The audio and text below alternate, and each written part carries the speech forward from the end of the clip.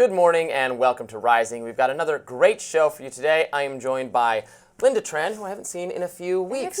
I was skiing with the kids, getting the goggles tan. Ooh, and that sounds refreshing fun. myself, but I'm glad to be back in the chair with you. Skiing down the slopes? Down with the slopes. Ski thing? I've Breathing never the been mountain skiing air. before. Oh man, Robby, you're missing out. We'll have that conversation off camera. But in the meantime, what's on your radar?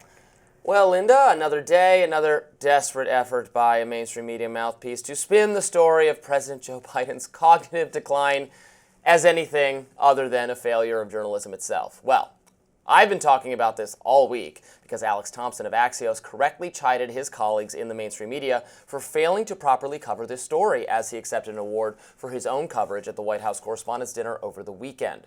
Thompson's frankness is apparently producing apoplectic rage among some in the media class.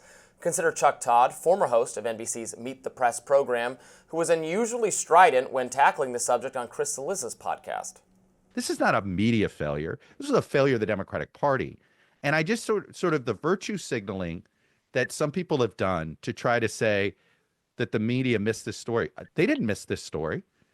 David Ignatius wrote, I just refuse to accept this stupid premise because it's a manufactured right-wing premise in order to stain the media. The media's got plenty of things to attack them for, and there are MSNBC and CNN and pundits that absolutely carried water for Joe Biden.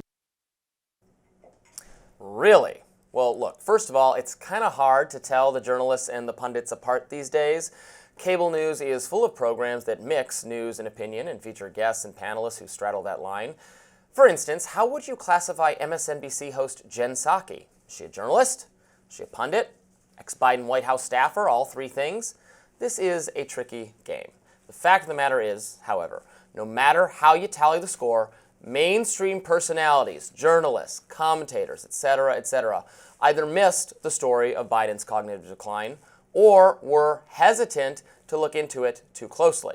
When conservatives really started venting about how old and out of it Biden appeared on camera, mainstream media didn't just ignore the story, they adopted the framing of Biden's defenders and pushed the idea that conservatives were making it up. In June, when Biden's appearances at a slew of public events were raising questions, the media ran headline after headline berating Republicans for trying to make this a thing. The Washington Post repeatedly slammed misleading videos purporting to show Biden flailing.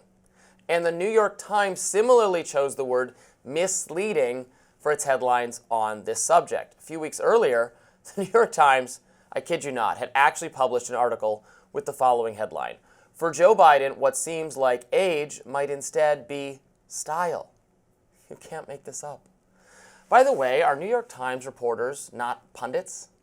Chuck Todd is drawing an imaginary distinction. But even if we accept his definitions, yes, journalists were carrying water for Biden surrogates, trying desperately to cover up the sitting president's cognitive decline.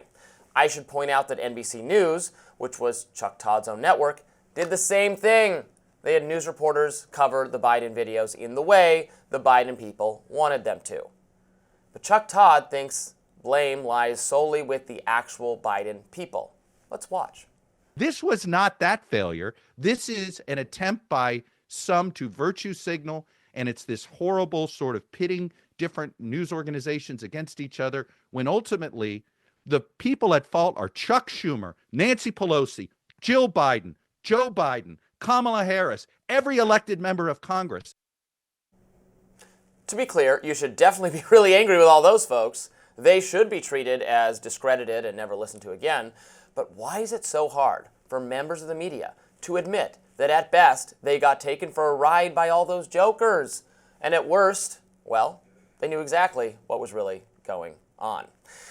So, Linda, I've been talking about this all week. I was at the White House Correspondents' Dinner when Alex Thompson made those remarks.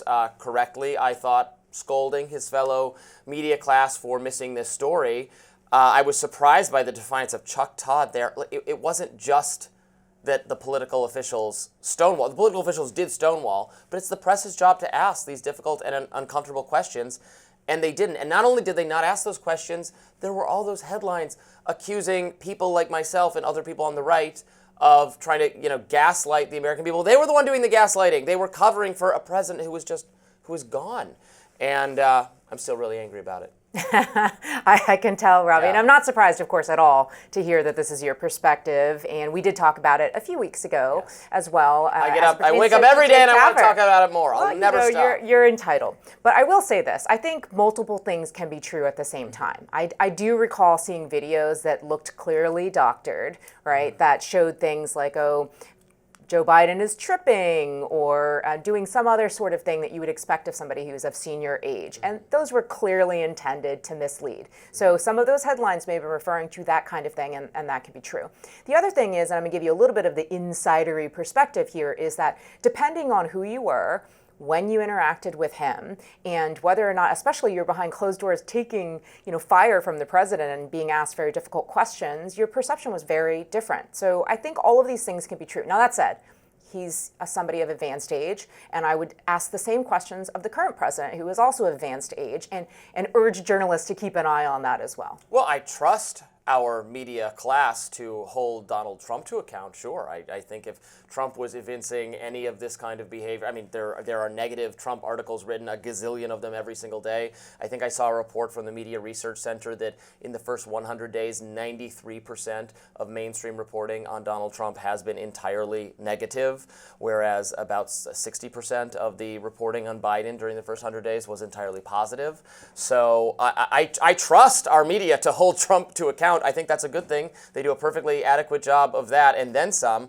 What I don't necessarily trust them now is to hold a Democrat's feet to the fire. I think they thought looking into this story too closely would risk bringing back Donald Trump. But now we got Donald Trump back anyway, and now no one trusts the media. I mean, I think it's a fair argument to be made. I will say that comparing the first 100 days of this administration and the first 100 days of the last administration, I would fully expect there to be a lot of negative coverage, especially given where we're seeing the economic numbers, people worried about their retirement savings and what sort of public services they're going to receive. So, I mean, that's one piece of it. But I also think the thing of greater concern right now is less the media, it's members of Congress and whether they're going to hold this president to account. We just saw, for example, Representative from Washington State, Adam Smith, tried to move for an inquiry, which is supposed to be part of the democratic process when you are in the minority to be able to ask questions about what you're seeing from the administration, and you have a House-led Congress batting that down and trying to change the rules. So these are the things. I think we should be having this kind of an open debate, much like you and I have on a regular basis. Maybe people should just be following our model, but I think we're not seeing enough of that. All right, next up on Rising, Trump is firing back at the Democrat who filed impeachment articles against him. We'll discuss.